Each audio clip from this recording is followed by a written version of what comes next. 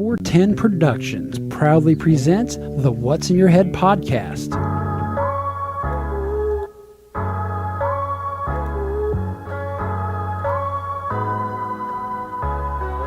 Digitized live from the ACT Computer Studios in Cape Coral, Florida, it's the What's in Your Head podcast with your hosts Gordon and Don Abernathy. What's up, OG5? It's another Monday, and we are over here at the ACT Computer Studio in Cape Coral, Florida. And I'm going to go ahead and announce now I am the unofficial CEO of Arizona Energy Drink on TikTok.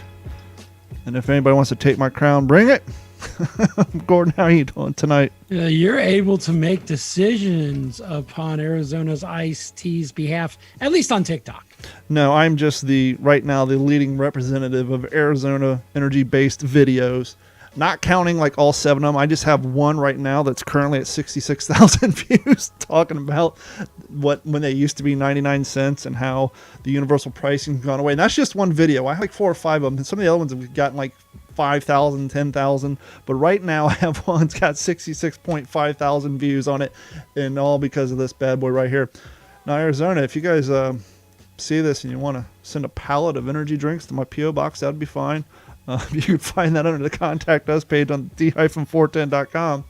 Also info at d-410.com. Yeah, email us if you want to make this the official Arizona Energy Drink Studio and take over from ACT Computers. Go ahead. But yeah, it's just so funny how talking about something as silly as the fact that this thing has had a universal price. You remember the original glass bottles? I do. The ones I used to drink was the green tea that had the ginseng flowers on it, and it's all hippy dippy looking back in the 90s. Yeah, they're kind of like trying to compete with Sobe Energy.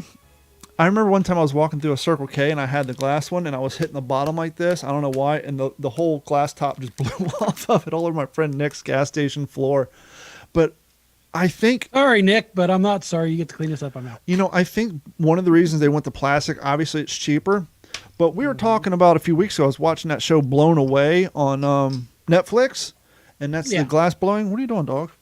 That's the glass blowing show, and they were talking about, they had a futurist on it, a guy who studies trends, and he's trying to predict the future and how things might change in the future.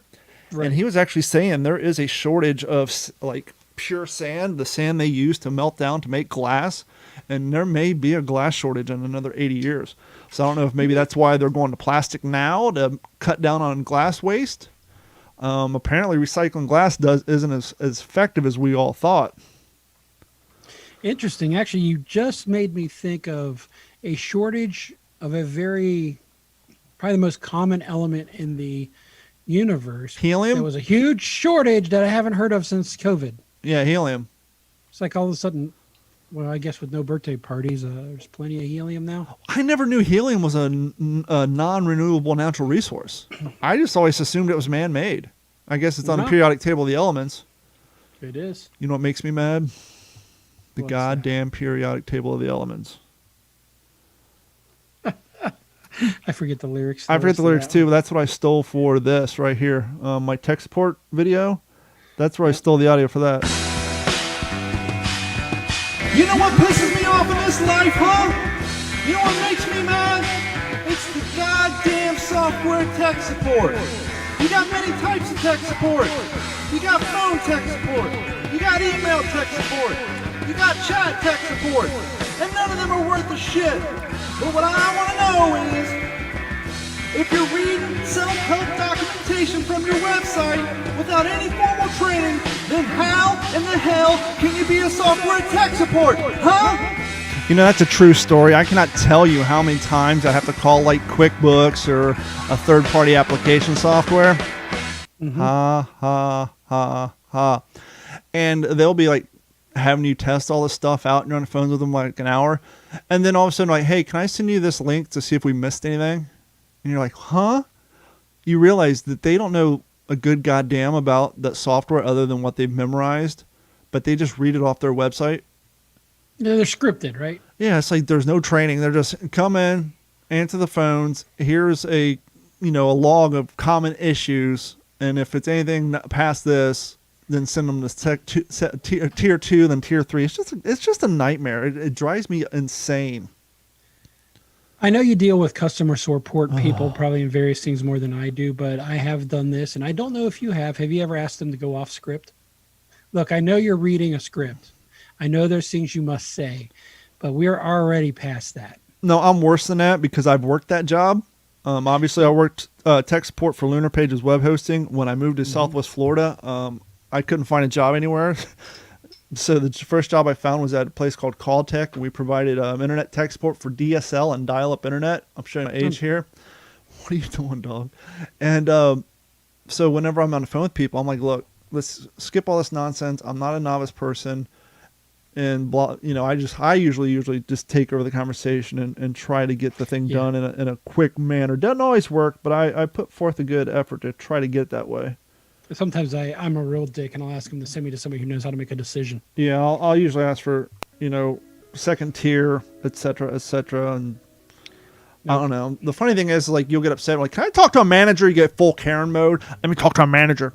I'm sorry, sir, there's no manager available. I said, really? There's no manager available? I said, how about you stand up right now in the middle of your tech center and yell the word fuck and see how quick a manager produces his head. You're trying to tell me there's no manager around? Exactly. And usually you say something like that, and I'm like, yeah, hold on, let me put you on hold. And you quickly get the manager on the phone. I remember this happened a few weeks ago. I called Comcast, and I was having an issue. I'm sorry. Oh, here's the deal. This pissed me off so bad. So I had to call Comcast for another client because they're having issues with their internet. But whenever I call Comcast from my cell phone, it automatically sees that my cell phone's registered to my phone number. And I couldn't get through to them, right? And because there just so happened to be an outage at my house, they wouldn't transfer me to tech support, even though the issue I was having was on a different side of town, and it wasn't an outage. It was something kind of basic, but something I needed to talk to somebody about to get fixed. It had to do with a hunt group and a phone setup. But because there was an outage in my area and they were working on it, the phone system would not allow me to get through to tech support to talk to them about a different issue with a different customer they're on.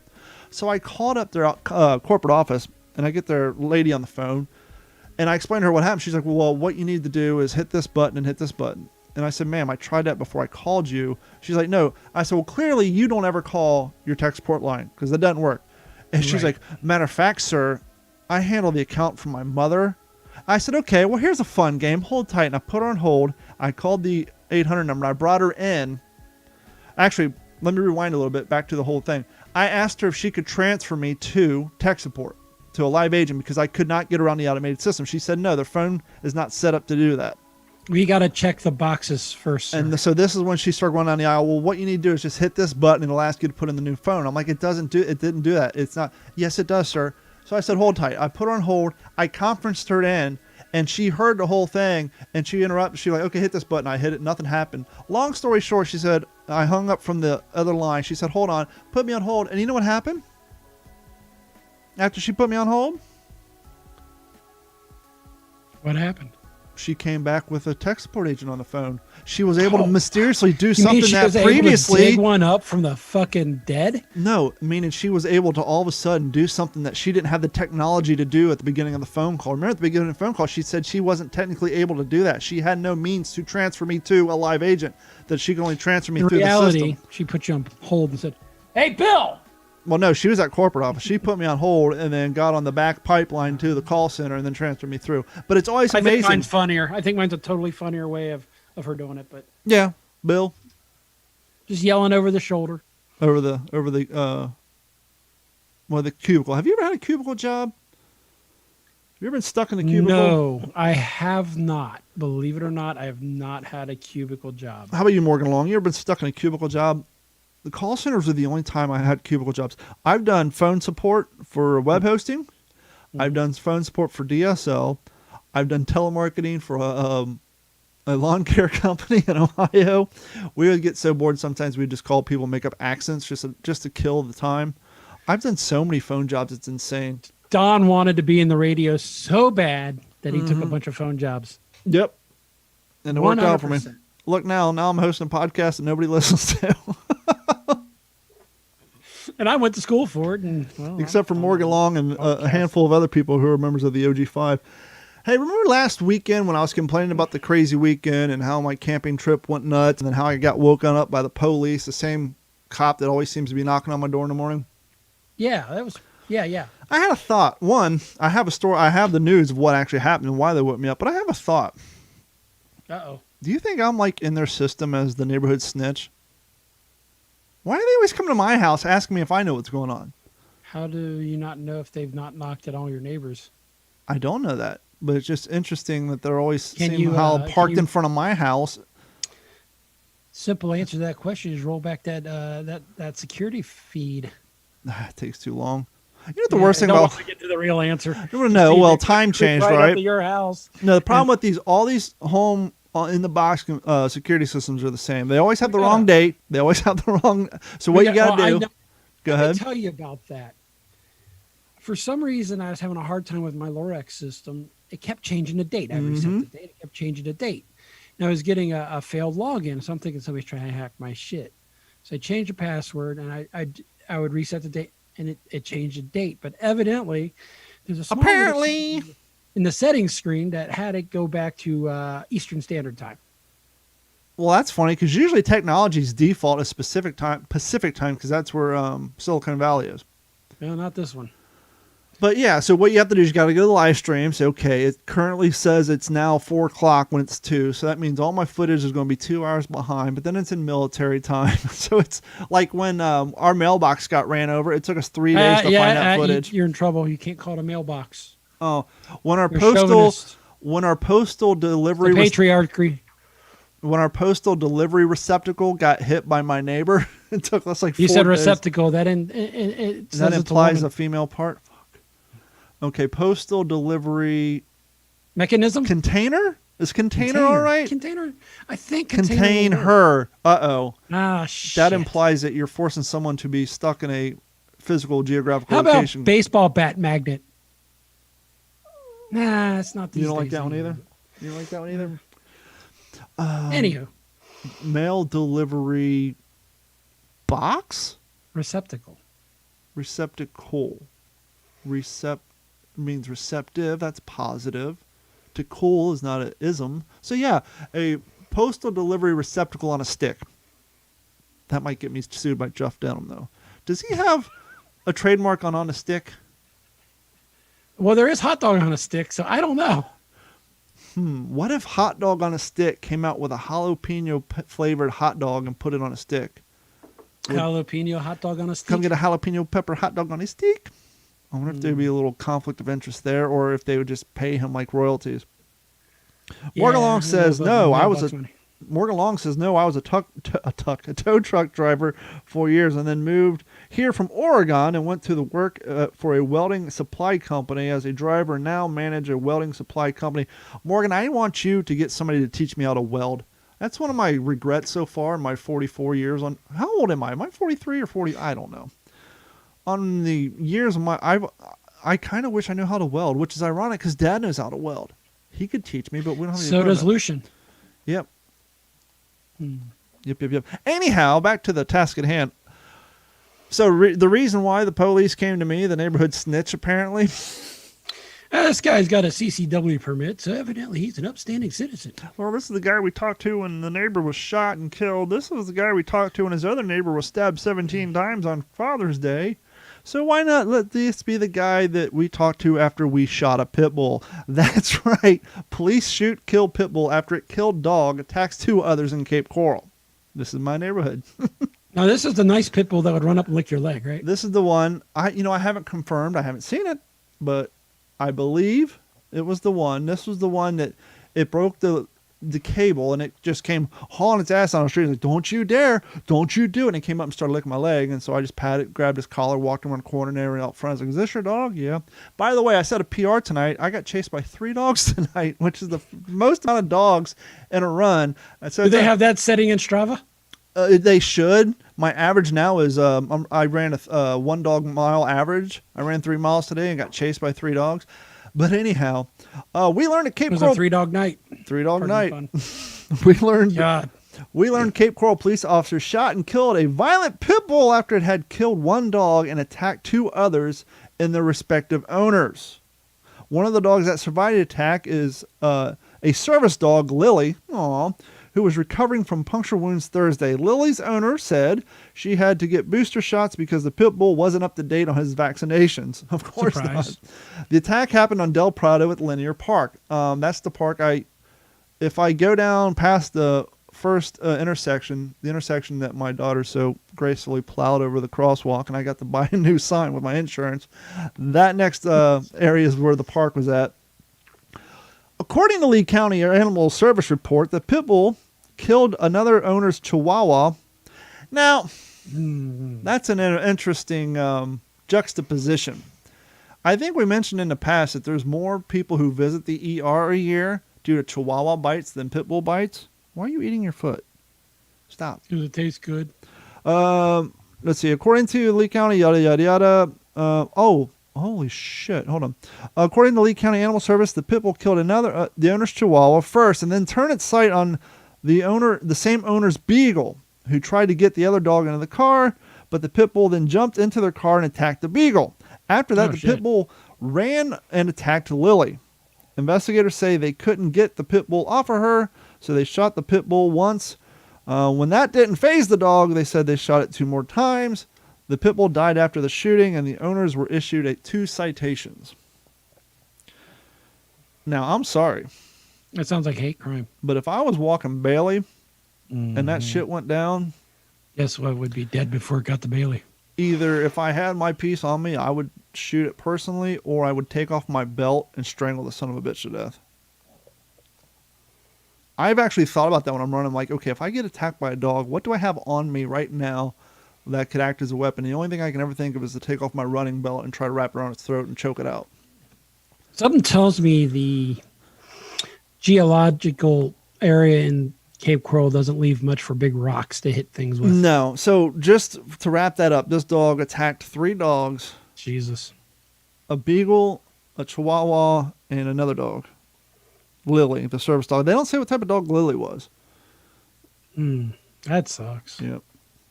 The crazy one of the thing things I is, worry that's about like a with quarter of a walking. mile from my house, and I didn't hear 2 gunshots. Yeah.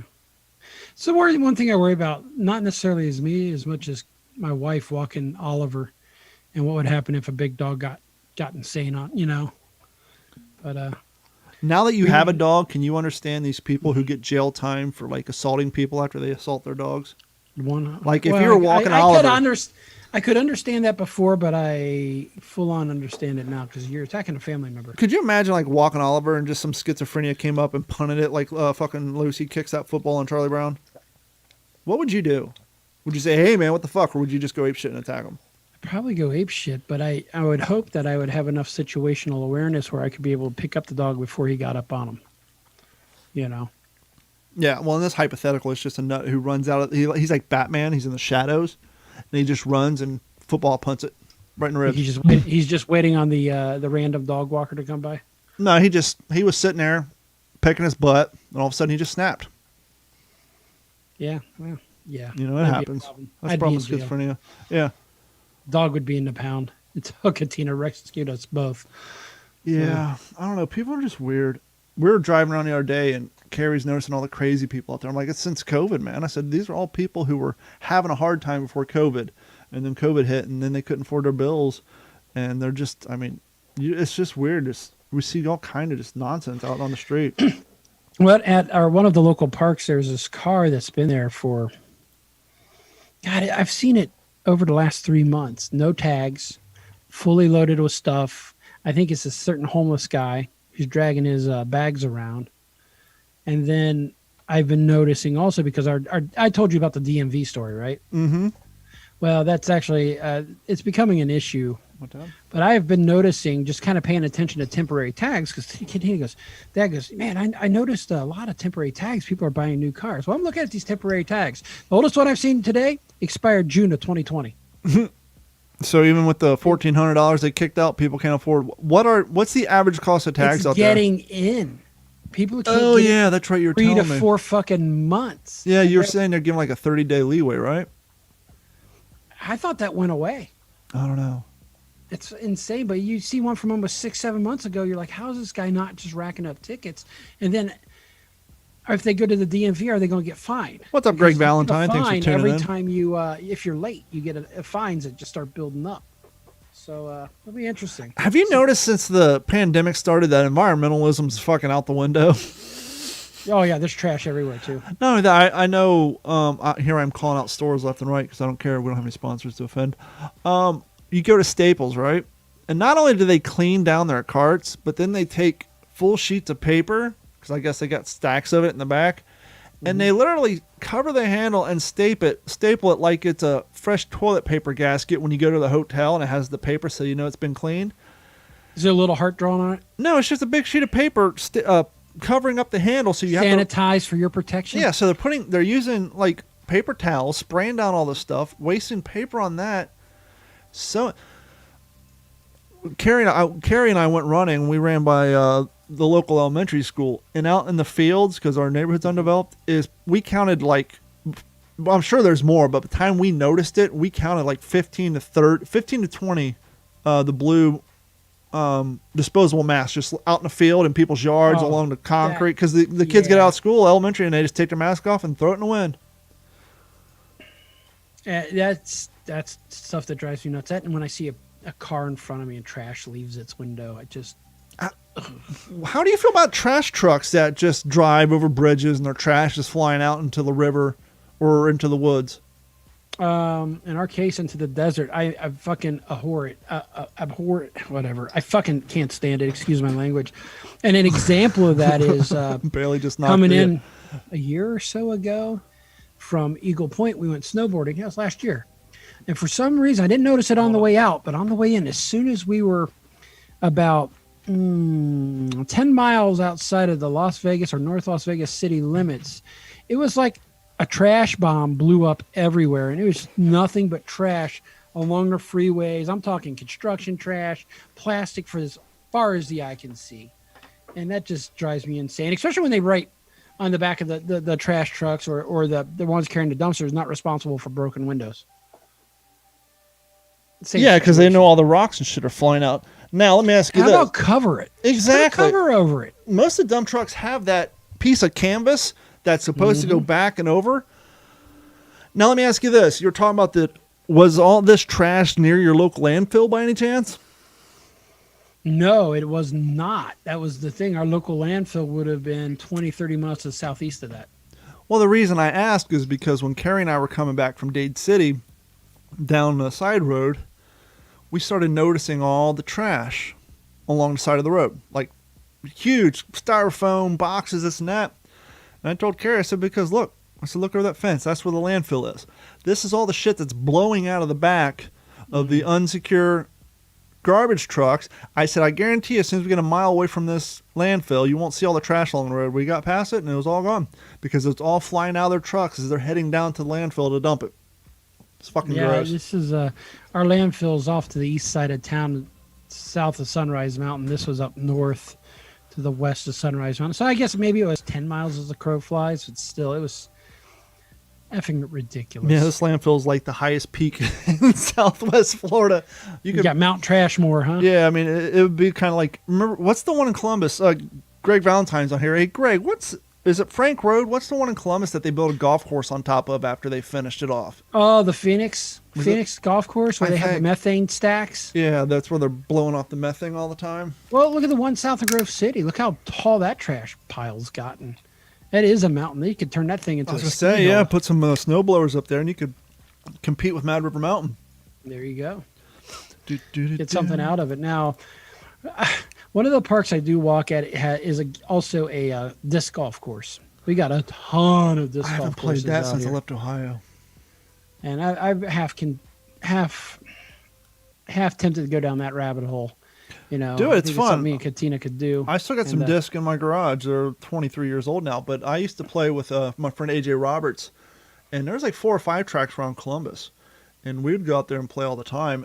I've heard there's one around here. I've never found it, but I'd have to buy a new disc. But yeah, definitely, You smell the patchouli, you'll get there. among other things. But Right. we used to play with a guy who ran the joint, and we would wait until about 20 minutes for close, and we'd be the last ones through there so that we can have a little privacy. I know you've got a lot of pricey hobbies, or a couple of pricey hobbies. Okay, yeah. I mean, they're pricey, You but got your World War II LARPing, right? yeah, but I Yeah. stretched that out over 8 or 9 years. I mean, it actually took me a full year to put together my first impression because I couldn't afford to do it in one drop. I would love to get into either airsoft or paintball, but they both seem just incredibly expensive. It depends. If you're going to be the casual airsoft guy who just gets the gun and the equipment, it won't be that expensive. If you're going to be the LARPing version, because there are cats who go out and get the, if you're doing World War II, they'll go out and get the World War II impression, or they'll go out and get they go out and bite plate carriers and then put rubber plates in them so that the balls don't hurt. I'm old school. When we used to play paintball down in West Jeff, we'd just get paintball guns and jerseys and a speedometer to make sure we were shooting at the right rate, and we would just go out in the woods and light each other up. I still have photos where we all have welts. Nowadays, they're all wearing like fucking bulletproof jackets and fucking plate carriers and everything's pussified nowadays. Part of the We need to get Aaron on. Isn't he into this? Into it pretty good. Who? Oh, Aaron? yeah. We need to talk to him. He actually made a fucking paintball gun that looks like an M14. Yes, I think he's in the engineering side of that stuff now, which is really cool. But yeah, it's just like that was part of the thing. Everything you know, whatever happened to doing things because there was a sense of danger and you felt kind of manly for doing it. Yeah, I play paintball. I come back covered in welts, but that's the way it is. It And we encourages shoot you not each to other get point hit. blank. That thing cranked all the way up. Remember you know? the 10 pump rule BB guns? Or the 1 pump rule? Going out in the woods and shoot each other with fucking BB guns? Or when me and Johnny would lock Preston in Johnny's walk-in closet and we'd shoot BBs at him through the door. The one that we always pretended was like the trash pit from Star Wars. Exactly. How many of y'all done that? Who's listening? How many of y'all, when you were a kid, you had like the semi walk-in closet and all your toys were in there, and you reenacted the trash monster scene from Star Wars, breaking all your toys in turn? You know what I remember about that place? What's that? The most I remember, paneling. Mm-hmm. Lots and lots. Hey, That was our whole I got childhood. paneling growing by up. me now. Yeah, but that's the wrong. That doesn't have the. Hey, it's not going the right way. Yeah, that and it don't have the. Remember I'm gonna how have to find some paneling background. it would have the fake grout line in it? It would have like the black gap, but it The was black gap. Yep. There was a house I lived in Big Sky that still had paneling from the 70s. Morgan Long said he did. Chris Harler, how about you? When you were a kid, because you're our age, you graduated with me. Did you have the filthy closet where you reenacted the Star Wars trash dumpster scene where you would just get underneath all your toys and you and your friends would go in there? To be fair, the closets we had were never big enough. Yeah. Except for maybe like when we lived in that old farmhouse in Richwood, but that was before we kind of got it. Yeah. Oh, you were young then. Yeah, it's amazing what little bit I can remember all there. You know, it's weird.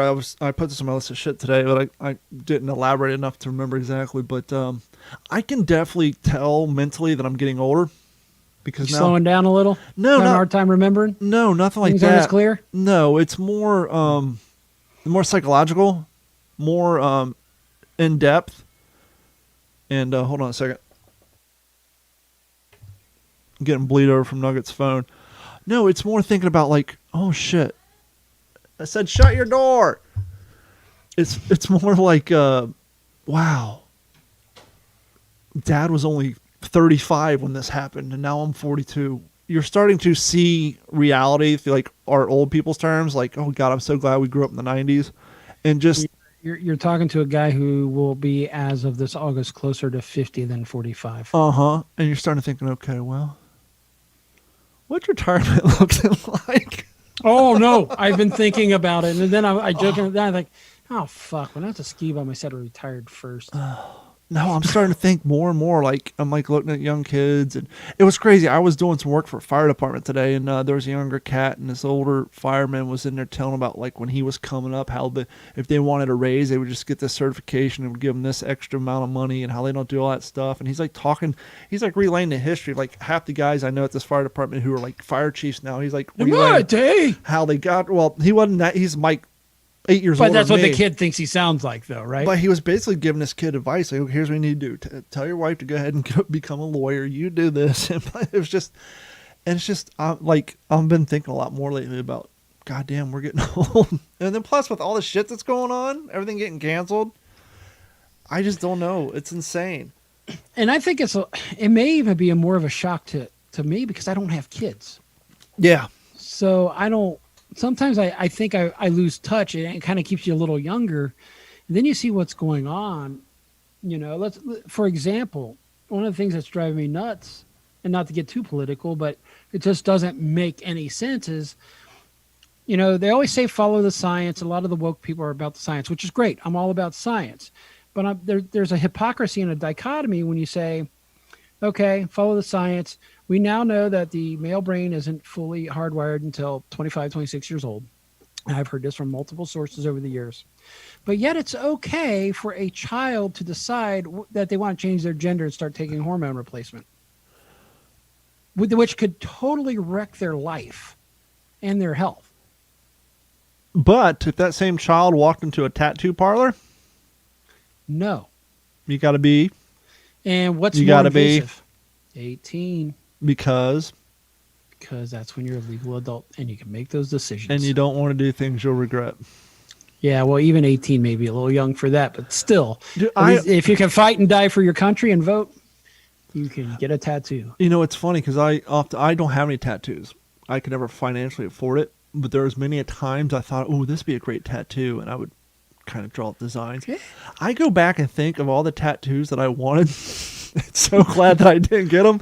I would have like a Hatchet Man on my arm. I would have, especially band shit. Dude, like I know people have Marilyn Manson tattooed on their calves and shit. I have a few tattoos, but I think I was somewhat clever about it. I know the one on my leg needs to be worked on, but it's nothing band related. It was more lifestyle related. The one on my arm is more like to balance, right? Fire and ice, dragon and snowflake. Yes, I've gotten crap for having a snowflake on me, but in the last 4 years. But whatever. Well, I see, said snowflake's offset by the dragon, by the way. but see, And I've got the mountains on my lower shin. your know. tattoos represent things in your life. Correct. I feel bad for these cats and these chicks who fell for the tattoo of the time. Like you'll see these cats now who are 50 and they're walking around Fake with tattoos? they're walking down with like the sleeves of the fucking tribal ink on their arm that's not completely filled in. It looks like they had it done at a party. And you just see like the cool tattoo at the time because you younger cats weren't around in early 2000s, man, and everybody was going with the tribal shit. Oh, no, it was in the 90s. That shit started Late out in 90s. 93, yeah.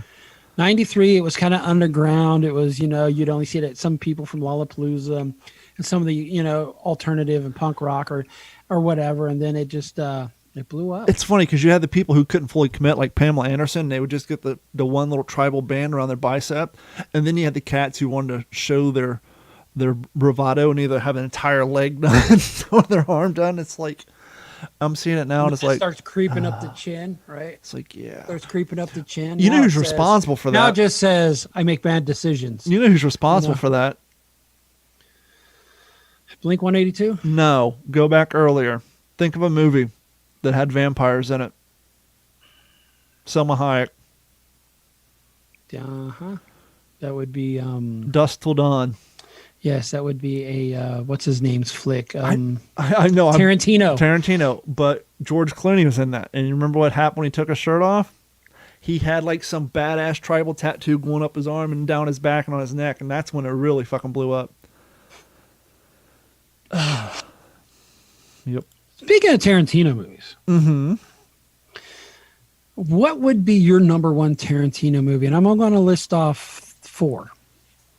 Reservoir Dogs, Pulp Fiction, Inglourious Bastards, and From Dusk to Dawn. I'm not going to list off the Kill Bills because I think they were just a little too out there. All those movies are great, but how I would quantify this answer would be if I'm going about my day and I'm flipping through TV and one of these movies is on and it's already started, which one would I stick around, pause my time, and watch to the end? Can I guess? Sure. I may be wrong because it may be a little too on the face. Inglourious Bastards. No. Inglourious Bastards was fine, but as a historian, it takes a little more. I don't know how I feel about fictitious history. I mean, it's fun. I like the idea, hey, let's blow Hitler up. And it was a good movie, and I'll watch it. I have no quorums. But to answer your question, Reservoir Dogs. I love how raw it is. I love how The underproduced dialogue. it is. It is a character-driven movie, and I am all about character-driven anything. Dun, The- dun, dun, dun, dun, dun, Had very dun, minimum, dun. not only minimum, but minimalistic gunfights. It was super quick. A majority of the movie took place between 4 characters in a fucking warehouse. And just the dialogue itself, Steve Buscemi, I don't think he's done a better role in anything. I mean, he's a damn good Even actor. Chris Penn was good in it. Everybody. Yeah. What was that line? He's like, "Daddy's gonna be pissed if he comes down here and sees Jack's Jack's hot car lot in the parking lot." It's just And it was a tongue twister. yeah, but that's such a great movie. And simple names for the character, Mr. Pink. Why do I got to be Mr. Pink? Why can't it be Mr. Black? Mr. Black's working another job somewhere else. That's back when Tarantino was on point. That's because he's making his bones, right? I think he was he wrote hungry that then. while he was working at the video store. That was his first movie, at least the first one he written.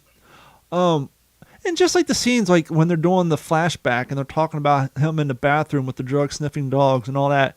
Once again, it's all character driven. It's almost like you're watching it as if you're sitting in the corner of the room. When the torture, You're the fly on the wall. yeah, the torture scene with the cop, they could have showed what happened to him, but Quentin knew that if he just panned off and let your imagination take over, that there was nothing he could have done, at least back then with the budget he had, that would equal the horrors that you painted in your own mind of what they did to that cop. Now the question is, that pan off on something like that, was that out of financial necessity or was it design? I think he knew, as I just said, that there was nothing he could do that would equal what you would come up with in your brain of what that psycho was doing to him. Okay. Because you could just take it off into, and it's just that suspense of, hey, we're not going to show it. You just want to hear it going on. That's just insane. But no, that's definitely my Reservoir Dogs every time. I think I even have it on DVD. I watched it not too long ago. It came on TV, and I sat there and watched the whole damn thing, and it holds up. The letterbox kind of sucks, but it holds up. You know, another movie I thought held up, and maybe my hat will Snatch? betray it. Snatch. I watched that. I have Snatch and Lock, Stock, and Two Smoking Barrels on DVD. You fucking pikey. It's sad what the Guy Ritchie kind of I like fell Dags. off. Do you like Yeah. dogs? I got dogs. I got dags. How did it end up with a caravan? No, how did it end up with dogs? I'm the one who wanted a caravan. That's such a great movie. I used to think it was more Irish, but I actually think it's more Scottish, the Gypsies. It was pikey, but yeah, they kind of just mixed their own language. And the whole thing with on Snatch. That was Jason Statham's like first movie, wasn't it? he was a big star. Yeah, because he was a soccer player before that. No, he wasn't. The other cat was Vinny. Jason may have been too, but I know Vinny was a soccer player. Bricktop. Yeah. Feeding them to the pigs. No, yeah, that's a great speech. What is that? Lock, Stock, Two Smoking Barrels? Yeah, I was thinking that, or even Smoking Aces. Smoking Aces is a good movie too. No, look at us. We're going Here we down go. the It's only road. 2 minutes long. Hold on. Let me mute. No thanks. Piss off. Let me mute this. Let me unmute this. I really need a producer here. It's so hard to do a lot of this in real time and then stay mentally engaged. Get Nugget in on it. I could, but Because it'll only help your TikTok. can you hear this? Hope this is not a bad moment. Yes.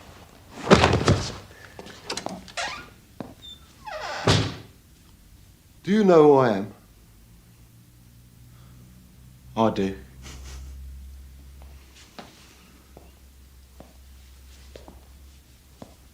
If you have not seen this, Good. That'll save me some time then. you've got if you're young and you consider yourself Well, I don't. a movie buff, go check out Lock, Stock, and Two Smoking Barrels. No, this is Snatch. I'm sorry. Check out both of them, but check out Snatch first. You're always going to have problems lifting a body in one piece. Apparently, the best thing to do is cut up a corpse into 6 pieces and pile it all together. Would someone mind telling me? Who are you? Then when you've got your 6 pieces, you've got to get rid of them. Because it's no good leaving it in the deep freeze for your mum to discover now, is it?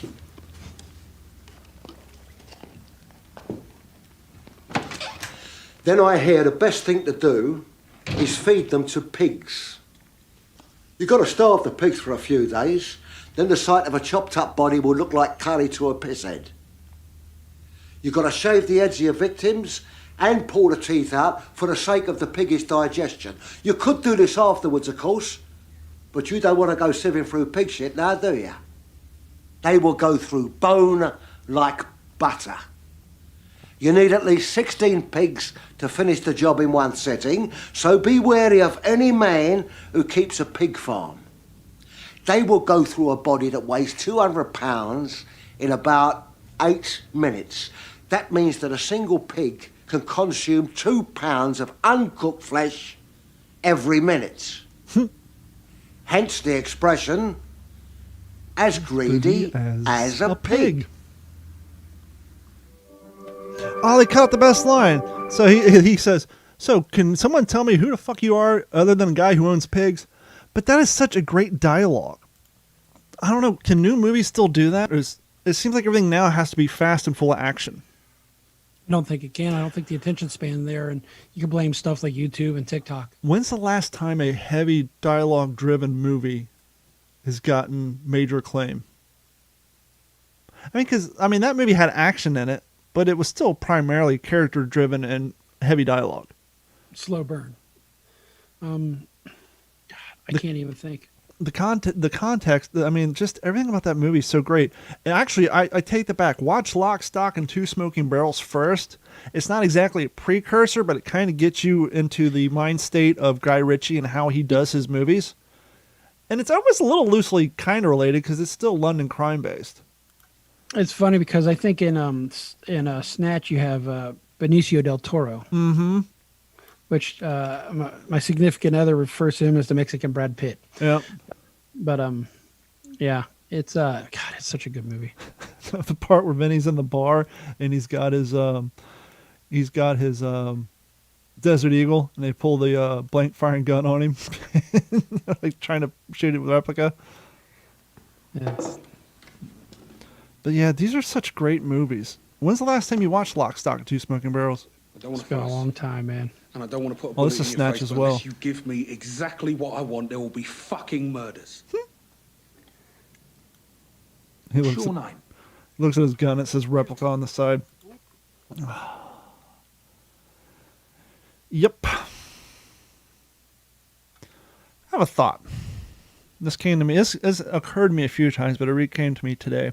I don't know if it's from us growing up skateboarding in busy parking lots, in streets around cars, but when you're walking through a parking lot or through a crosswalk, do you look at the cars and do calculations which are sadly based on how a normal person should drive a car and figure, okay, he's traveling at this speed, I can keep my forward momentum, and as long as he continues to travel at his current pace, I can keep walking. He can get to where he wants to go. By the time he gets near me, I'll be walking past the rear end of his car. But what happens? They always fucking stop. Yeah, I think the term would be shooting the gap. Just trying to get in there. It's like I'm even though I'm walking, it's almost like I'm on ski. I know where you're going. I assume you're going straight. You're traveling at 2 miles an hour. I'm traveling less than that. You keep your momentum, and I'll walk right past behind you. You can continue on your way. And same with traffic. Well, no, the only flaw in your logic, and even with the traffic, I'm sure, is how many people aren't thinking the way we are and will just F it up. Well, that's why I said based on the logic of a normal person and how they would maintain their car. And, But but what they're if we not have normal. we're not normal, right? We have the abnormal logic. And you see it all the time. Like, you're in your car, and you're getting ready to cross a 3-lane thoroughfare. There's no one in the lane closest to you. There's 2 more people, and then you see the gap, and so you start pulling out in the first lane, but you're slowing down so the people in the second lane and third lane can still continue. But then they slow down because they're afraid you're going to pull out in front of them, and so that gap behind them's getting smaller. Now you're stuck in the lane like dicks. If you maintain your speed, I could have went behind you, shot the gap, and we could all be on our way. Now you're slowing down, creating a traffic jam. I'm stuck out here in the first lane. Now a car's coming. It's like, holy fuck, just drive. All because of the lack of trust in our fellow drivers. Just drive. Maintain your speed. I'm not going to hit you. You're going to go by. I'm going to go by, and we'll all get to where we want to go. But now, because you're paranoid, you're slowing down traffic in 3 lanes. Yeah, old nervous Nelly behind the wheel. And it's even worse down here because the fact no one knows where the fuck they're going. And they're all, or most of them are old. Speaking Better of than us. a continuation of the whole getting old topic and realizing how things have changed is seeing establishments having to change from what they originally were to what they are now in order to stay in business because their original business plan wasn't going to work. They're pivoting, right? And I discovered this because I went to Dave & Buster's this weekend for the first time since 1997, 98. Is it the same place you remember? No, because one, the Dave & Buster's that was opened up in Columbus, Ohio back in the day. It was up near Hilliard, right? Yes, but not only that, Chuck E. Cheese was still a very viable, successful thing. And I don't even know if Showtime had closed down yet. But Dave & Buster's opened. And its whole concept was we have an entire generation of young adults who grew up playing Nintendo. They're into video games. The gaming community is starting to grow. Obviously, it's not what it is now. We didn't have esports back then, but there was a steady, here I am, 21, 22. Everybody I knew played video games. And so Dave & Buster's, we're going to create a food establishment that serves alcohol, that offers arcade games to appeal to the 21 to 30 audience. Mm-hmm. We're going to have little toggle switches on the arcade games that you hit, like at a casino. And the waitress will come to you with a beer. And you just keep feeding singles into that arcade game or pumping quarters in. A lot like a casino. And we'll have a nice menu. Yeah. And their whole thing was, I think, kind of, hey, after you get off of working 8-hour days down at the cubicle farm, get 10 people from your work, come on down. Blow off some steam. We have some TVs up. And it was 100%. fun. Now, I was 22, 21 at the time, so it was fun. Now, that was back when the arcade game still had a slight edge over the home gaming, right? Yeah, I guess you could. Slight. I mean, real slight. Yeah, but the draw was the alcohol, the people, and quality food, steaks. It's almost like a Chili's with arcade game. I mean, we're not talking like, high-end food, but it wasn't. There was no pizza involved. It wasn't Chuck E. Cheese. Well, apparently, Smash cut. I remember I moved down here in 2001. And in 2004, we opened up At Computers. And one of our first customers, which I still maintain his computers today, he is a business real estate guy. Mm-hmm. And I asked him, I was like, why don't we have a Dave & Buster's? We need a Dave & Buster's down here. And this is back in 2004. He said, we reached out to their corporate office and they did their study and they found that there's not enough people in their demographic down here to maintain their business. Now, what is their demographic? Once again, you're shooting for 21 to 35-year-olds, maybe 40. Okay. The drinking and playing video games. Give it 30 years. And down here, at the time when I moved down here, once people graduated high school and went to college, they got the fuck out of here. Most of the people in my age group, 20s and 30s, especially the females, they were either teachers or bankers because there wasn't a whole, other than being in the service industry and doing waiting and food shit, there was really no career-based jobs down here. We never had concerts or any of that stuff. The city was still relatively small. So small, in fact, we didn't have a Dave & Buster's. When I first moved down here, we had 2 Starbucks. One was at the airport and one was in Books A Million. Now there's fucking 3 of them on one street. There's a Starbucks across from a Starbucks. So now our demographic has gotten bigger. Things have blown up. We're like the number 8th happiest city in the state of Florida, and we have a Dave & Buster's. And after the whole debacle with the camping thing blown up, and now it's the last day of spring break, we got to do something fun. I packed up the family. We fucking drove basically 6 hours and came home. after staying the night. And so Nugget said, hey, there's another place kind of like Dave & Buster's. It's an offshoot that we went to a while GameWorks back. by chance? I don't know. It's a small mom and pop startup thing, but we used to promote them when I worked at the radio station. But I say, hey, Dave & Buster's. Jane and Dustin's? I was like, yeah, right. Jay and Rusters. I was like, hey, let's go to Dave & Buster's. I haven't been there in like 23 years. Okay, cool. So we went over there. Nice place. Had a very cool wall, like black and white photos of downtown Fort Myers. Had a picture of the Edison. The booths were great. But when you walk in, all the signage on the wall had like kids on it. And you go up to the main counter. Buy your game cards here. For $20 get you 150 tokens. $40 get you 250 tokens. $100 get you. And the thing was, is as the price went up, it said more wins. So you're telling me that your machines are rigged Absolutely. to They don't give have to people fault the wins gaming based on commission. how much money they pay for their cards? So that if they're playing like skee ball, they'll get twice as many tokens because they paid $100 instead of $20? That's kind of shitty. Hey, rich kid, come in here and win more than the poor kid because he can't afford a $100 gift card. He's only got the 200 points for $20, so he'll never get anything. And if HR 127 goes in, his family won't even be able to own guns anymore because they can't afford them. Sorry. Right. And it was still a nice place. The menu was a one-sheeter.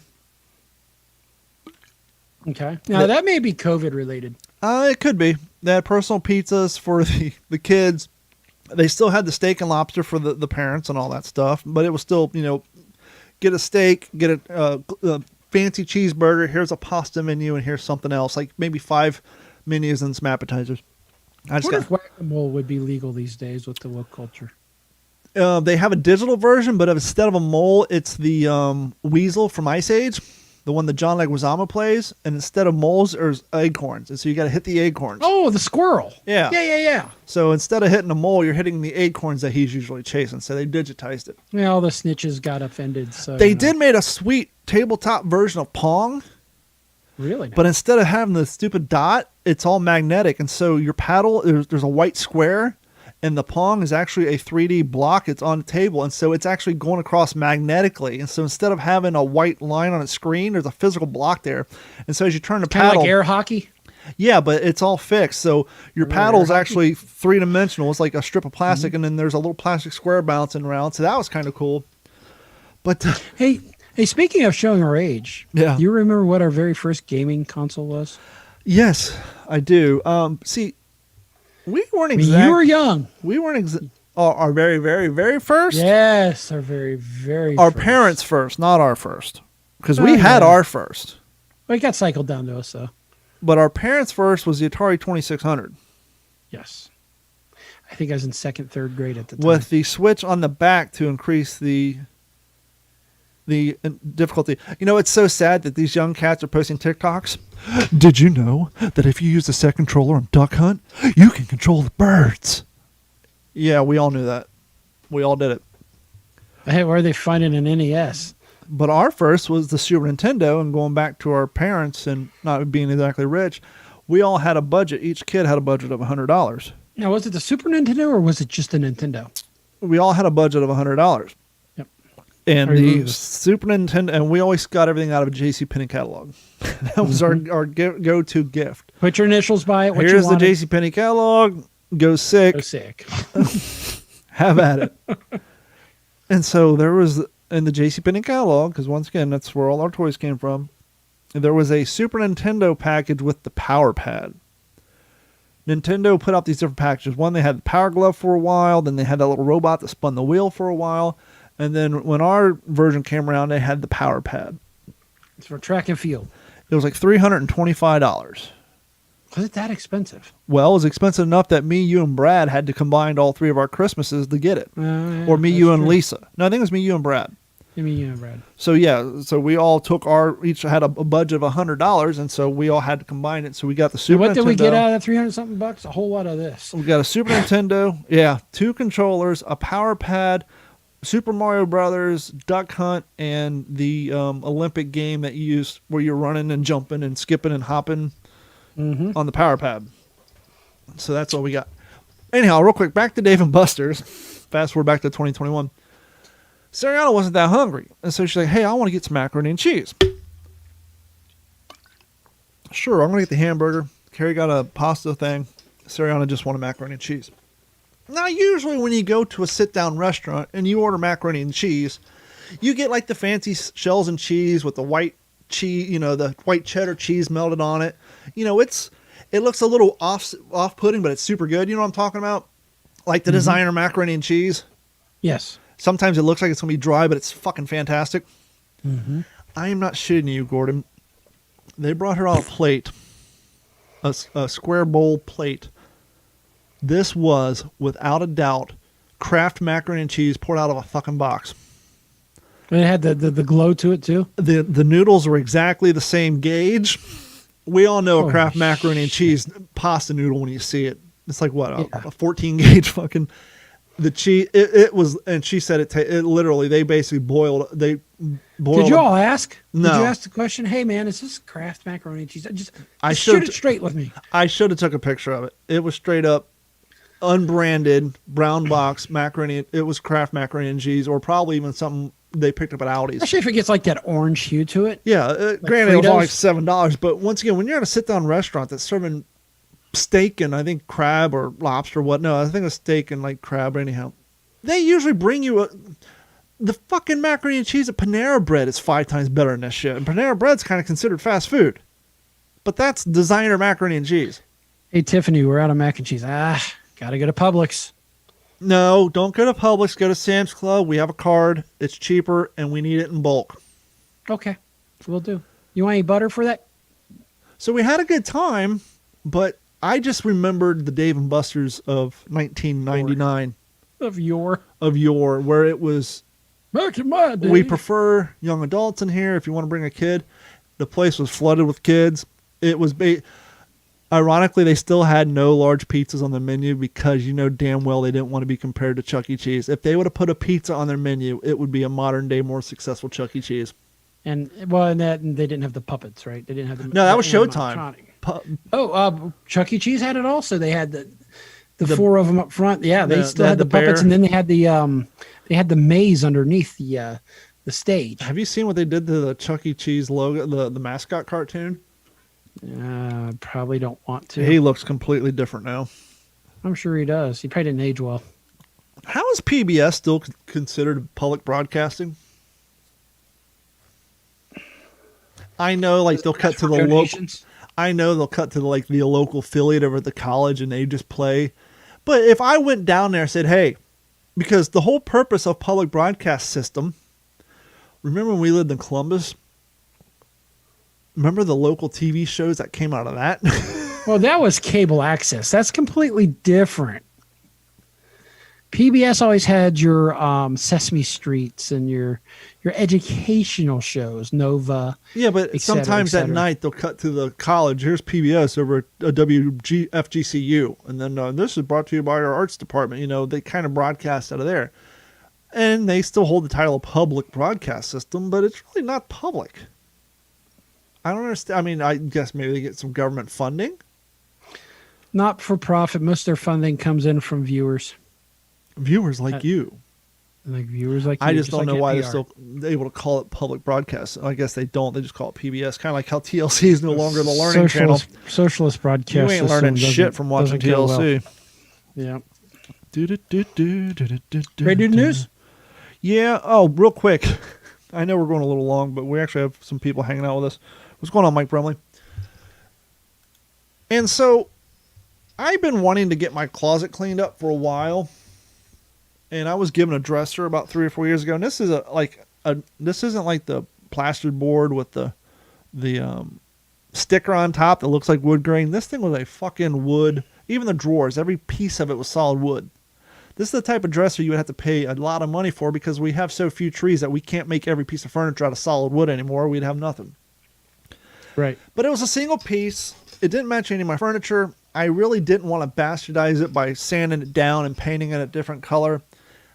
And it's been sitting in my garage. We just got a hand-me-down bedroom set for Nugget from a friend of mine with 3 matching pieces. And so even though the dresser that was out there is nicer than what she got, once again, everything matches. The headboard matches the dressers. And so I got this standalone, hand-me-down dresser out in the garage. And So are you saying her bedroom now matches like a Eastern European tracksuit? Yes, but think it's a hand-me-down Florida's 80s era. So it's got a lot of like gold stripes and mirrors.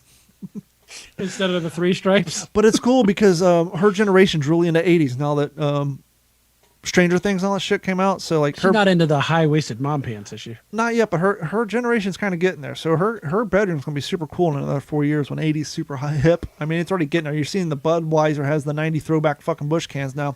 I'm sorry. I may sound like an ignorant asshole, but I really didn't see a whole lot of good styles of the 80s. I didn't either. And it's so funny because Carrie's an 80s fan, and It was a I'm wasteland a 90s of style. fan, and I'm always like, nothing good came out of the 80s. Everything came out of the 90s, and so we battle over that. But anyhow, right now, the people who run the fashion industry and pop culture is getting kids in the 80s shit. Look at fucking Call of Duty, Cold War. It's all 80s. Do you think the new Battlefield's going to be the same way? I don't know. But anyhow, so we get her new matching set. I want to get my garage cleaned up. And so I load this fucking dresser up in my Tundra by myself. Cleaning out the closet. I'm sorry. I forget the next line. Mama, clean out my closet. Never meant to make you cry. But tonight, I digress.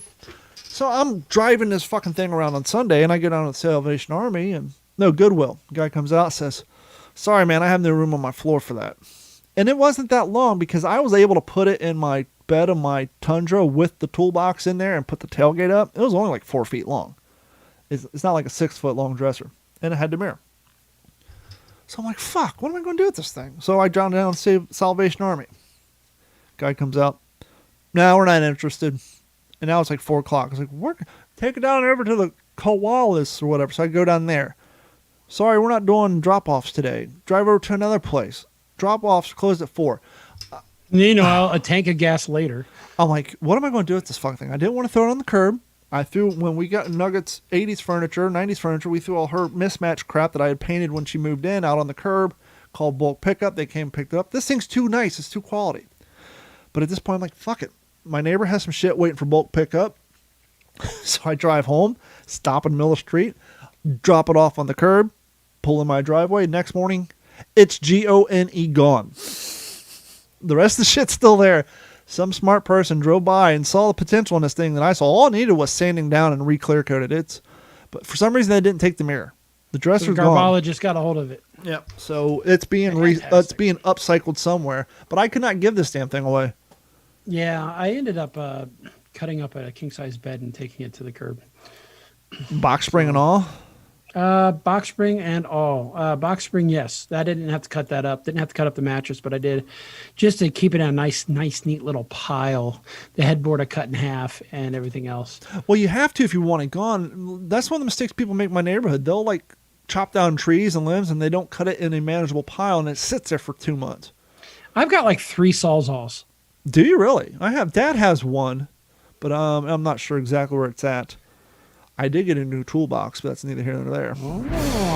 Joining us now from the Digital 410 West News Desk in Las Vegas, Nevada, Gordon Abernathy. Gordon, how you doing tonight?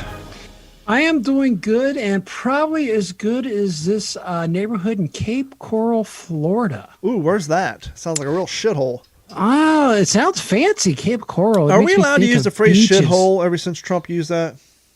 Probably not. Orange Man said it. It's bad. Then, we don't want to offend all the shitholes out there. Yeah. So check this out. There's a Florida couple that came up with a great way to meet their neighbors after moving into their new home. I pulled this news story and I was going to read it last week, but I never got around to it. Go ahead. During the coronavirus pandemic. Yeah, this made national news, by the way. This is off the AP. This is what you call a fluff piece, ladies and gentlemen. It is a fluff piece, and that's what we're going to try to do this evening is fluff away. So they had offered something that, just not a lot of people are offering, but they are consuming a lot of these days. Hand jobs? I don't know if they're consuming. That's a good way to get a neighbor, at least the guys. Yeah, exactly. Free handies.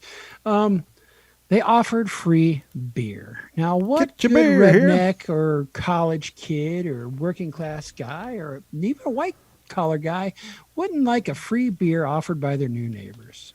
So Amanda and Thomas Evans decided to move from, the high class town of Fort Myers to nearby Cape Coral just before the pandemic started last year. Now, I don't want to offend anybody living in Fort Myers, but I have lived in Fort Myers, and I prefer the Cape Coral. It's just, I'm sorry, it's just more suburban over here.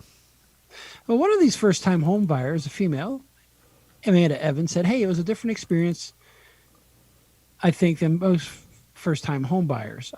They're not sure what they were not sure when they would get to meet their new neighbors. So luckily we had a rescue dog. They were walking around the block every day. So we met some people in passing. And as you and I have talked, having a dog is a great way to strike up social conversations. Typically you'd bring people cookies or pie or invite them over for dinner, but we weren't sure about how people were feeling, according to Amanda. Yeah, because you don't want to, with social distancing and people's paranoia, and you get to see news clips of people being accosted for not wearing a mask in public. Isn't that funny how no one ever says anything to somebody who's 6'5" and 218 pounds? Yeah, well, we're 6'2" and pounds. It's kind of like when I lived in California and the bag boys were on strike, and after like 6 months, people said "fuck it" and across the line. The only people that got yelled at by the protesters, ironically, were housewives. They never said anything to the dudes. And usually those protesters are actually semi-homeless people that they're just paying to be there. No. Anyway. Dude, these cats were like 30, and coming from Ohio in 2004, all our baggers were like high school kids making minimum Which wage. is proper, yes. They had a fucking baggers union, and in 2004, baggers at Publix were making $20 an hour. Isn't that fucking insane? Man, it sounds like you would have done better being a bagger. Yeah. I don't know where I'd be today, but anywho. So they created this flyer, and it said, free beer. Just threw some free beer signs are placed outside, and, like moths to a bug zapper. Here comes the neighbors. Mm-hmm. So they started venturing in, and it's always funny to see a sign on a table that says free beer just to get people to stop by, turn their head and drive by and say, just to see what the sign said. Like, whoa! Did that just say free beer? No, I wonder if it was Natty Ice or if it was like high end, because we have a few breweries here in Cape Coral. Well, I'm hoping it wasn't that or Budweiser or something. But anyway, Look at they this. had a I'm few moving people up in do a the double world. take, and then that's why they got them to show up. So what are you drinking? I found Blue Moon in my I like refrigerator. Blue Moon. Throw a little orange in that. Gary's like, there's Blue Moon in the refrigerator. Like, why? Did your boyfriend leave it here? She's like, yeah, but no. She found a Pinterest recipe where we had to put pork in a slow cooker, and it called for a bottle of Blue Moon. So she bought an entire 6-pack of Blue Moon just for Did dinner it turn recipe. out well? Yeah, and I've actually drank the rest of the pack. I kind of like the hint of citrus. It's got a hint of citrus. Yes, it's a white. It's a Belgian white. Anyway, so That's it was a canceled. great We got to cancel that.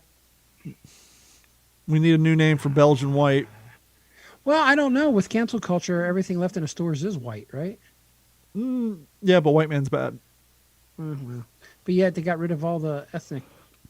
Yeah, interesting, I huh? think it's backfiring on them. Anyway. Well, the big thing So now needless is they're to say, going this after. was a great success, Mhm. and I'm sure they are the toast of the neighborhood. Yeah, but now it's setting a bar that they're not going to be able to maintain. People are going to expect no. them. Like, there's a community we take Nugget to go trick or treating, and there's certain houses that offer up beer and wine to the parents because it's a gated community. So while the kids are getting candy, you can drink. This is the kind of community where you got to have your pinky up when you drink. Mm-hmm. Oh, I had something I was going to add to that, but anyhow, I forget. People are dumb, right? No, I mean, that's a good idea, and especially down here, because it's crazy. Living in this area, I kind of talk to my neighbors here and there. But if you're new to Cape Talk to each Coral other here. or Southwest Florida, Mhm. and you don't talk to your neighbors, don't fret. Hurricane season's coming. You'll get to know Once each you other lose again. power and water for like 3 or 4 days, you'll start talking to your neighbors. You'll start Right. bitching to each other about how the power company sucks. When we lost power and water for 16 days, I talked to everybody on the block for the first time ever. Not only were you talking about how rough things are, but Hey, wasn't one of your neighbors a sheriff? yeah, he's down on the Maybe other end. that's how you got on the list of the guy to talk to. No, I don't know. I think it got me on the list of the guy I talked to is after day 16, I went on the radio and started bitching. I said, all you got to do is come here and disconnect this pole from the broken one, and then the way the line runs in the neighborhood, you'll be able to provide power to 3 streets except for 2 houses. And a guy called up who was listening. Fuck you, that's one of my 2 houses. Nope. Guy called up who worked for the power company, said, I'm in my truck. What's your address? And he went over there. And that's when my neighbors found out I worked in radio. They never knew That's before what we that. say, and Bob's your uncle.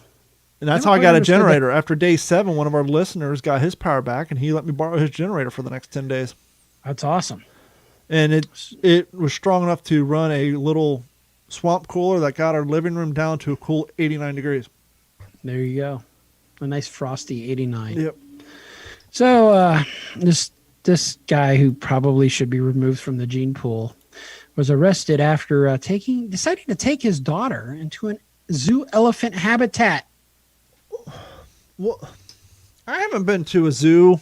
Well, the last time I went to a zoo was the Naples Zoo, and they pretty much wanted us to leave.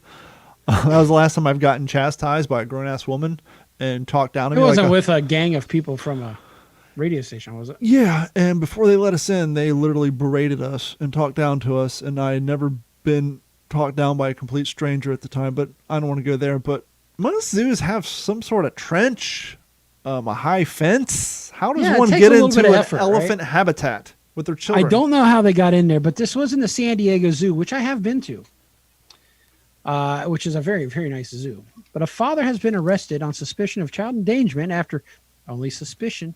Hey, man, After I was he- just trying to show him a good time. What are you, some Endangerment sort after of he- pussy? Carried his 2-year-old daughter into the elephant habitat at the San Diego Zoo. And why would he do this? Because, man, Why does anybody go into, like, say Yellowstone, get up next to the bison? listen, Why? listen. I'm starting to trend on TikTok and Instagram. Oh, shit. My daughter has a stuffy of an elephant. It's her favorite stuffy in the world. So we thought, how better way to get viral than to take my cute little 2-year-old with her little stuffy, squeak, squeak, squeak, and put her in front of a real elephant, capture that selfie in that quick 1-minute TikTok video, and Bob's your uncle. Yeah, something along those lines. But yeah, to take photograph with the animals. The man decided to bypass not one, not 2, but multiple barriers and purposely They're merely illegally suggestions. trespassed. Hey, hold on. Wait a minute. Time up. Stop. There's Anything some we barriers. know is walls don't work. They're merely a suggestion, and no one has the right to own an animal. Property rights don't exist. It's a free country. The laws don't apply to me. What's that term? What's that? The crazy people who think laws don't apply to them. Who live in their own country? Yeah. They're a citizen of their own country? Yeah, Yeah. those crazy nuts. We'll just call them crackpots. I'm a crackpot. Yeah, I'm a crackpot. Yeah, well, it's kind of interesting that all of a sudden, that these walls don't work. All of a sudden, the current administration says, no more coming here. But Did you see their idea? Did you hear how they're trying to stem the attempts to get into the country? I have not. They're spending $1 million on Facebook ads, running ads down in South America and below the equator on their A Facebook. quick question. If the previous administration would have spent money on those ads, would they have come up with a fact check? Probably, but long story short, they're basically buying television and YouTube and Facebook ads telling people not to come here. That's their fix. Social media Interesting. ads. Instead of walls, we'll just go straight to social media. Maybe they're on to something. Anyway, so the witness provided video to NBC San Diego shows a man dropping the child as they flee the enclosure. Fuck it, I'm out. Did he at least have one of those kid And then bungee cords on as it? a trumpeting elephant charged him. Jesus Christ. The man then picked up the toddler and was able to get her to safety. How old do you think this guy was? Okay, first off, the kid had one of those bungee cords. It probably had 2 GoPros strapped to its head. Or a YouTube channel. Well, if you blow hear up the today. age of the guy, you may think so. Remember how 29. What age? No, remember what we said? How old a guy was before their brain's done growing and gets hardwired? They used to say never trust anybody under the age of 30, so I'm going to say 24. 25-year-old man wanted to take a photo of the African bull elephant. So San Diego Elephant. jail record shows that one Jose Manuel Navarrete was being held on $100,000 of bail for the investigation of child endangerment. And he will be arraigned March 30th. I was listening to an interview with Jeremy Piven last week, and the host brought up a very good point. Actually, the co-host did. People are trying to say that we are living in idiocracy now. No, we're living in PCU. And he even said that that movie's not on any platforms. It's very hard to find. Really? Yeah, if you young cats have never seen PCU, Better check it out. PC is in political correctness, U is in university.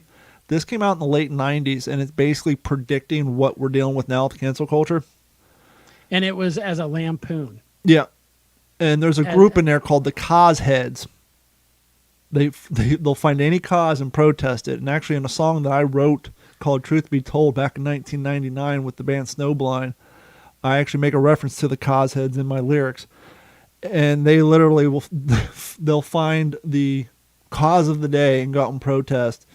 And this thing was 23 Cause years. du jour, it's on the menu. This was 23 years ahead of its time. So if you haven't seen PCU, definitely put that on your. I miss the days where I was diehard movie guy. I completely fell off. I don't know what did it, but I fell off. And to be quite honest, I've only got 2 reasonable stories to talk about, and that was it. Because Oh, here, the everything full else movie's was on YouTube. a dumpster fire. What's that? Except for this one poor gentleman. Okay. A Kansas man is ordered to remove a giant Chiefs mural from the side of his house. A giant what mural? Chiefs, as in like the Kansas City Chiefs? Why?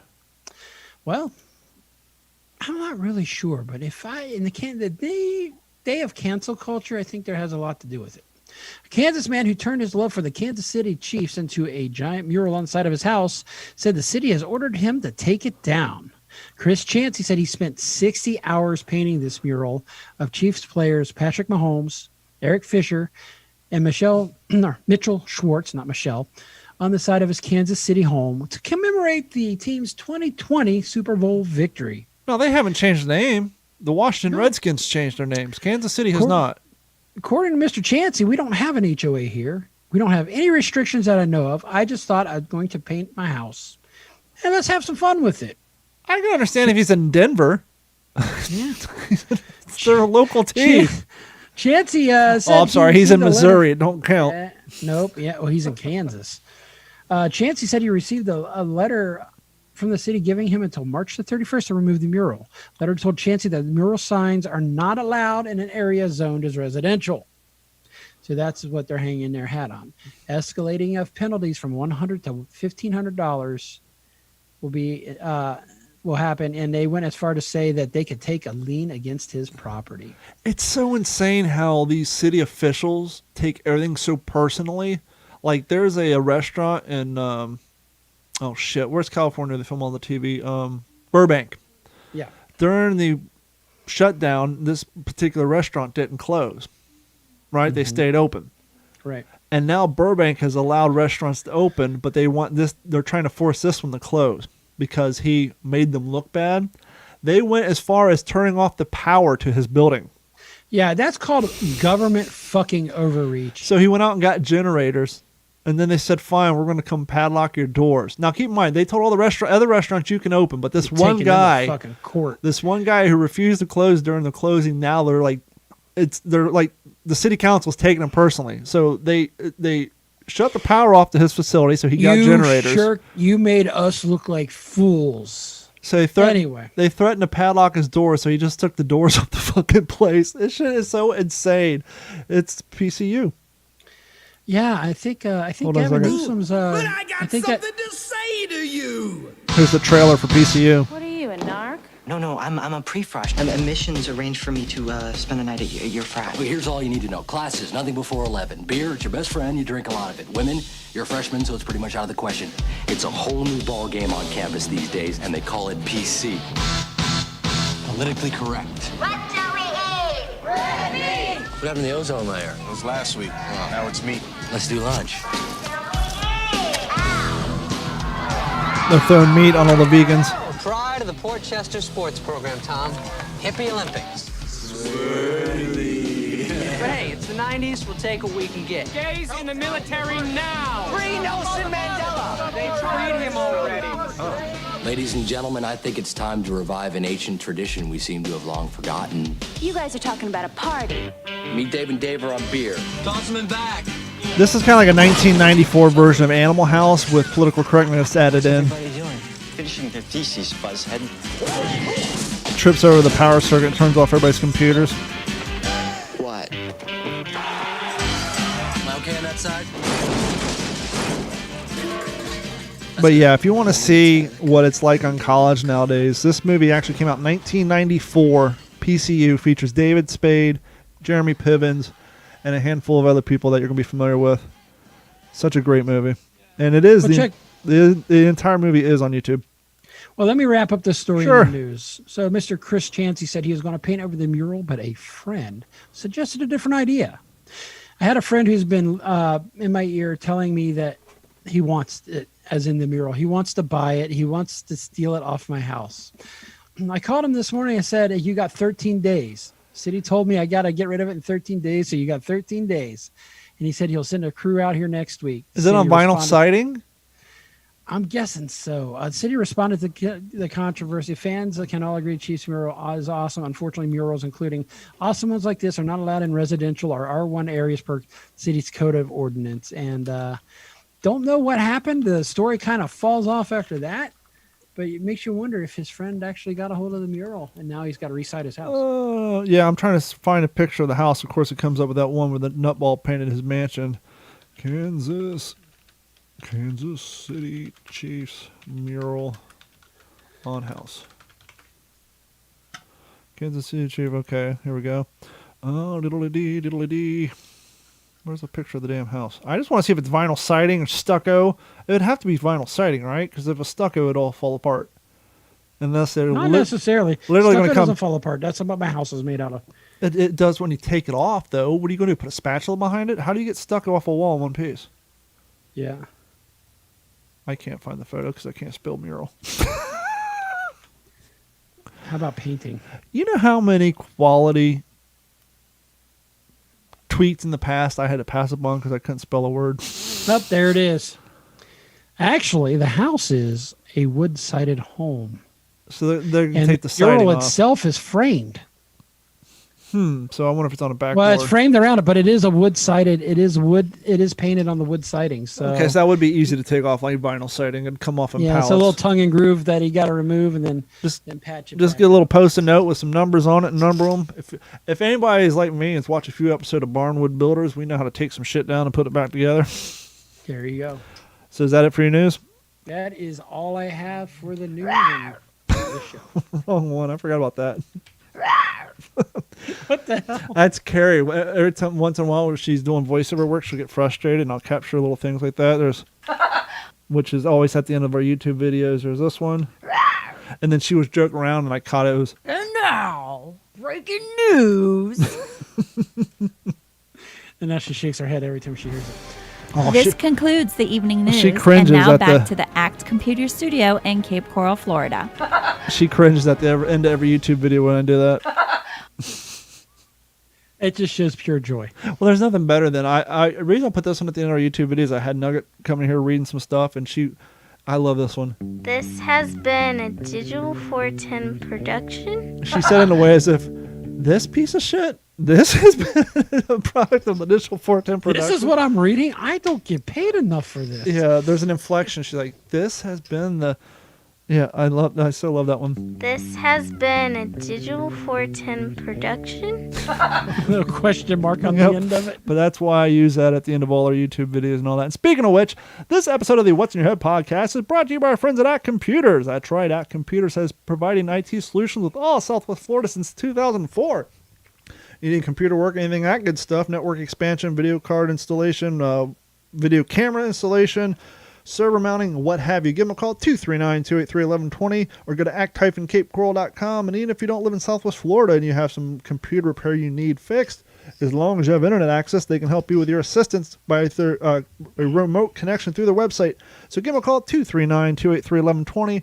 And if you haven't done so, head over to d-410.com. Click on that Patreon link. Sign up for Patreon. You can also find all of our social media accounts. Gordon, you got anything else going on? That's it, man. It's time to call it a night. And we'll see you all next week.